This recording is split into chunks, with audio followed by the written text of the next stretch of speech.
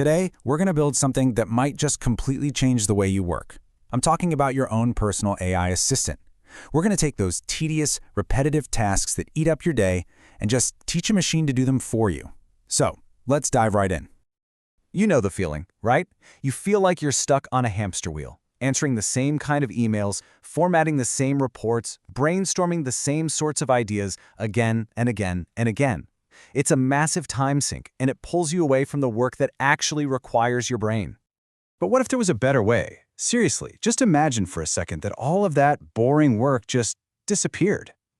Well, that's not some far-off dream. It's exactly what we're going to build for ourselves right now. So we're going to put together this personal AI assistant using two incredibly powerful tools. They're going to work together like a brain and a body to get all this stuff done for us. Okay, so let's break down our two key tools. First up, you've got N8N. That's our automation engine. Think of it like the hands and feet of our operation. It's the muscle that connects all your apps and actually carries out the tasks. And then you have ChatGPT. That's the intelligent brain. It's where the creativity, the analysis, and the thinking happens. You put them together and you've got a seriously unstoppable team.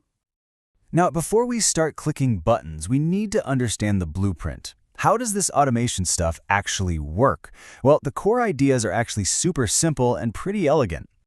The heart and soul of N8N is something called a workflow.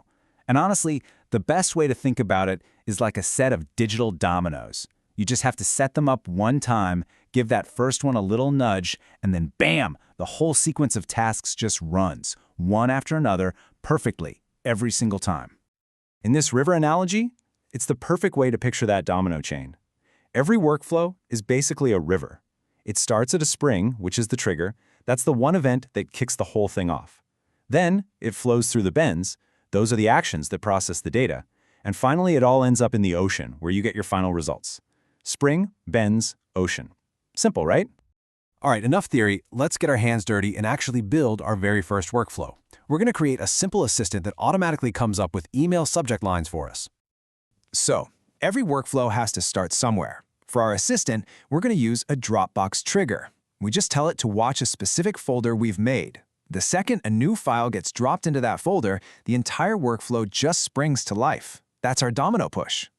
So our trigger is live, it's just sitting there waiting. But a trigger by itself doesn't really do anything interesting. We need to add the smarts. And this is where we bring in the brain. And the real magic starts to happen. And here's the brain, ChatGPT. We add it into our workflow using what's called a node. Just think of a node as a single building block for one specific task. So we add an OpenAI node, we pick the powerful GPT-4 model, and now comes the most important part. We have to give the AI really clear instructions.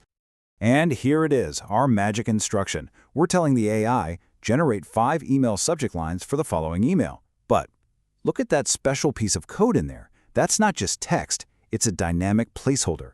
It's basically telling the system, hey, go grab the actual content from the file that just started this whole workflow and stick it right here. This is the critical link that connects our trigger to our AI brain. So what does the brain give us back? I mean, look at these. They're great. Instead of you spending 10 minutes staring at a blank screen, the AI instantly spits out sharp, creative, relevant subject lines. This is that aha moment where you really see the power of combining automation with intelligence. So we've got these brilliant subject lines, but where do they go? We need to finish the workflow. This is our ocean. We just add another Dropbox node, but this time it's an action. We tell it to create a brand new file, and then we dynamically plug the AI's output right into that file. Okay, let's just pause for a second and appreciate what we've actually done here. The process on the left, that was your life before. Reading, thinking, creating a file, copy-pasting, saving. All those little steps. And on the right, that's your life now. You drop a file, that's it. The assistant does all the rest. Look, this email subject line thing is just one tiny example. It's just scratching the surface. Once you really get this pattern of trigger, think, action, you can automate almost anything you can imagine. Seriously, why stop there? Instead of saving to a file, you could have the results pop right into a Google Sheet for tracking. Or you could send the subject lines as a message to your team on Slack. You could even chain more AI tasks, like telling it to summarize the email and then draft a reply for you.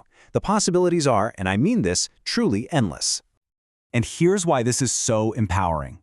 N8N is open source. That means you're not trapped inside one company's walls. You connect the tools you already love and use, and you always stay in control of your data and your workflows.